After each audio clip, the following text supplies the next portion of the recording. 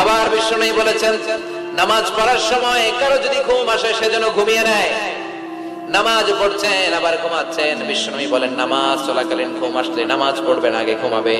কারণ সে যদি ঘুমের ঝিমুনির মধ্যে থাকে, আল্লাহর প্রশংসা করার পরিবর্তে সে আল্লাহর গালি দিয়ে বসবে। করতেছে প্রশংসা চাইবে, কিন্তু মুখ দিয়ে চলে আসবে কি? গালি। মানুষের চাহিদা, ডিমান্ড, হিউম্যান ডিমান্ডকে আল্লাহ কত গুরুত্ব দিয়েছে।